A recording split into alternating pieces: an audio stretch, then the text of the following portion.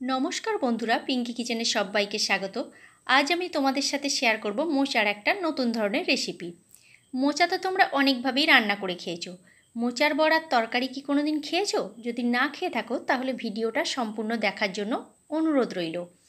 মোচাগুলোকে প্রথমে আমি ছাড়িয়ে পরিষ্কার করে একটা থালার মধ্যে রেখে দিয়েছি, আর ডুমো ডুমো করে আলু কেটে নিয়েছি। এবারে একটা কড়াই বসিয়ে দিয়েছি। কড়াইয়ের মধ্যে দিয়ে দিচ্ছি বেশ কিছুটা পরিমাণে জল। জলটা গরম হতে শুরু করে দিয়েছে। এবার জলের মধ্যে হাফ চামচ মতো হলুদের গুঁড়ো দিয়ে দিলাম। হলুদের গুঁড়োটা দিয়ে যে মোচাগুলো ছাড়িয়ে রেখেছিলাম সেই মোচাগুলোকে জলটার মধ্যে দিয়ে দিলাম। এবারে একটা ঢাকনা দিয়ে ঢেকে দেব 10 মিনিটের জন্য। মোচাগুলোকে একটু ভাপিয়ে নিচ্ছি, আর তার মধ্যে দিয়ে দিচ্ছি সামান্য পরিমাণ একটু লবণ। বন্ধুরা, মোচা তোমাদের আগেই আমি ছাড়ানোর পদ্ধতি দেখিয়েছি, এবারে আর দেখালাম না, একবারেই ছাড়িয়েই দেখালাম। মোচাটা ভাপানো হয়ে গেছে। এবার একটা থালার মধ্যে আমি জল ঝরিয়ে রেখে দিয়েছি, আর 1 মুঠো মতো এখানে ছোলার ডালকে আমি আগে থেকে ভিজিয়ে রেখে দিয়েছিলাম। এবারে একটা মিক্সির বাটি নিয়ে নিয়েছি। মিক্সির বাটির মধ্যে এই ভাপানো মোচাটা আর ছোলার ডালটা দিয়ে দিচ্ছি। ছোলার ডাল আর মোচাটা দিয়ে মিক্সিতে একটা স্মুথ পেস্ট বানিয়ে নেব।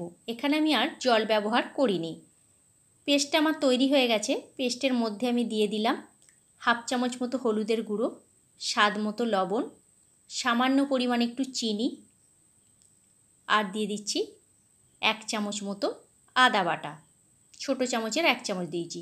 2-3টে কাঁচা লঙ্কা কুচি করে রেখেছিলাম, সেই কাঁচা লঙ্কা কুচিটা এখানে দিয়ে দিলাম।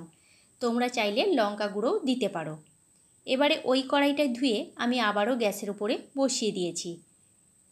দিয়ে দিয়েছি সামান্য পরিমাণে সাদা তেল। তেলটা গরম হয়ে গেছে। এবার এক এক করে মোচাগুলোকে আমি বড়া আকারে ভেজে নেব। তোমরা চাইলে রান্নাটা সর্ষের তেলেও করতে পারো। আমি এখানে রান্নাটা সাদা তেলেই করছি। মোচার বড়াগুলো আস্তে আস্তে করে গ্যাসের ফ্লেমটা একদম লোতে রেখে করতে হবে। হাইয়েতে রাখলে পুড়ে বা জ্বলে যেতে পারে। এক এক করে দেখো মোচার বড়াগুলোকে আমি উল্টে দিয়েছি।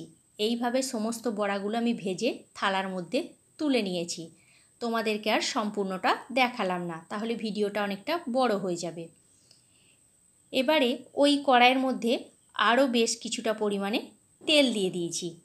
তেলের মধ্যে দিয়ে দিচ্ছি হাফ চামচ মতো হলুদের গুঁড়ো। খুন্তিতে করে একটু নাড়াচাড়া করে নিয়ে দিয়ে দিলাম এখানে কেটে রাখা আলুগুলো।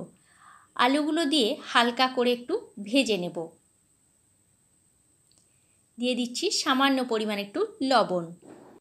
4 থেকে 5 মিনিটের মতো আলুগুলোকে আমি নাড়াচাড়া করে ভেজে নিচ্ছি। ততক্ষণ তোমাদেরকে আমি মশলাগুলোকে দেখিয়ে দিই। এখানে আমি নিয়ে নিয়েছি আদা বাটা, লঙ্কা বাটা, আর এখানে 5-6টা কাজু বাদামকে আমি বেটে রেখেছিলাম।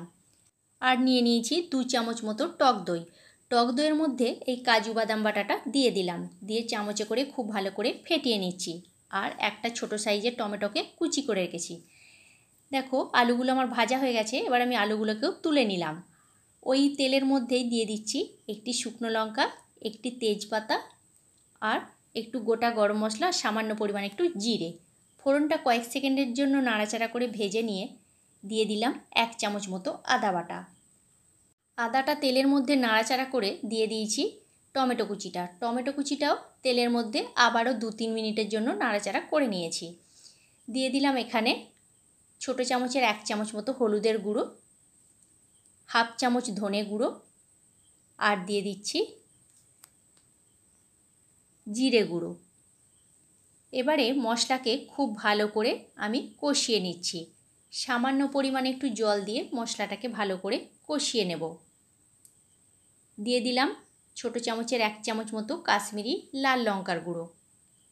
এটা দিচ্ছি সম্পূর্ণ কালারের জন্য।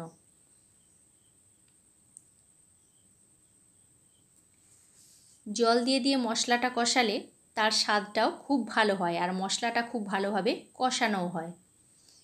দেখো সামান্য পরিমাণে একটু জল দিয়ে মশলাটা আমি কষাতে শুরু করে দিয়েছি, আর গ্যাসের ফ্লেমটা মিডিয়াম টু লোতে রেখেই আমি রান্নাটা করছি। দিয়ে দিলাম স্বাদ মতো লবণ আর সামান্য পরিমাণ একটু চিনি। তোমরা চাইলে চিনিটা এখানে স্কিপ করতেও পারো। আমি এখানে চিনিটা দিয়েছি স্বাদটা ব্যালেন্স হওয়ার জন্য। যেহেতু এটা নিরামিষ তরকারি, সেই জন্য একটু চিনিটা দিলে খেতে বেশি ভালো লাগবে। দেখো মশলা খুব ভালোভাবে কষানো হয়ে গেছে, মশলার কালারটা কত সুন্দর এসেছে দেখো, আর মশলার গা থেকেও একদম তেল ছাড়তে শুরু করে দিয়েছে। এবারে এই পর্যায়ে আমি দই কাজুর পেস্টটা দিয়ে দিলাম। গ্যাসের ফ্লেমটা হাই করে মশলাটাকে খুব ভালো করে আবারও কষিয়ে নিচ্ছি।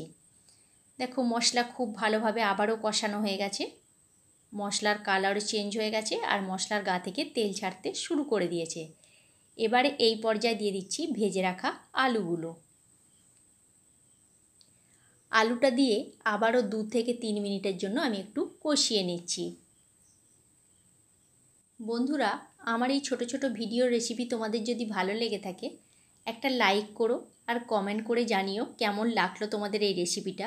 আর যদি নতুন বন্ধু হয়ে থেকো তাহলে আমার চ্যানেলটি সাবস্ক্রাইব করার অনুরোধ রইল, আর পাশে থাকা বেল আইকনটা অন করে দিও। তাহলে কি হবে, যখন কোনো নিত্য নতুন আমি ভিডিও আপলোড করব সাথে সাথে নোটিফিকেশান তোমাদের কাছে পৌঁছে যাবে, তোমরা ভিডিওটি দেখতে পাবে। আর ফেসবুক পেজ থেকে দেখে থাকলে আমার পেজটি ফলো করে নিও। দেখো আলুর সাথে মশলা খুব ভালো করে আমার কষানো হয়ে গেছে। কষানোর পরে আমি দিয়ে দিয়েছি বেশ কিছুটা পরিমাণে জল। জলটা আমি এখানে একটু বেশি করেই দিলাম। এবার একটা ঢাকনা দিয়ে ঢেকে দিচ্ছি মিনিট 7 জন্য। মিনিট 7 পর আমি আবারও ফিরে আসছি, ঢাকনাটা খুলে দিলাম। এবারে দেখব আলুটা সিদ্ধ হয়েছে নাকি। আলুগুলো সিদ্ধ হয়ে গেছে। এবারে খুন্তিতে করে একটু নাড়াচাড়া করে নিলাম আর 2-1টা আলুকে চেপে চেপে দিলাম যাতে তরকারিটা গাঢ় গাঢ় হয়। এবারে এই পর্যায়ে আমি দিয়ে দিচ্ছি 1/2 চামচ মতো গাওয়া ঘি, আর দিয়ে দিচ্ছি ছোট চামচের 1 চামচ মতো গরম মশলার গুঁড়ো। গ্যাসের ফ্লেমটা একদম লোতে রেখে এগুলো দিলাম। এবারে দিয়ে দিচ্ছি ভেজে রাখা বড়াগুলো। বড়াগুলো আগে থেকে দেয়া চলবে না, আগে থেকে দিলে বড়াগুলো ভেঙে বা গলে যেতে পারে। বড়াগুলো দেওয়ার পর 1 মিনিট জাস্ট ফুটিয়ে নিয়ে গ্যাসের ফ্লেমটাকে অফ করে দিতে হবে। বন্ধুরা, এই মোচার বড়ার নিরামিষ তরকারিটা গরম ভাতের সাথে খেতে অসাধারণ লাগে। দেখো বড়াগুলো দিয়ে খুন্তিতে করে একটু আমি নাড়াচাড়া করে দিলাম। এবারে এটাকে আমি কিছুক্ষণ স্ট্যান্ডিং টাইমে রেখে দিচ্ছি, তারপর এটাকে আমি পরিবেশন করে দেব। তাহলে তোমাদের এই মোচার বড়ার তরকারি রেসিপিটা কেমন লাগলো অবশ্যই কমেন্ট করে কমেন্ট বক্সে জানিও তোমরা। আজকের মতো তাহলে এইখানে, নেক্সট ভিডিওতে দেখা হচ্ছে তোমাদের সাথে আগামীকাল।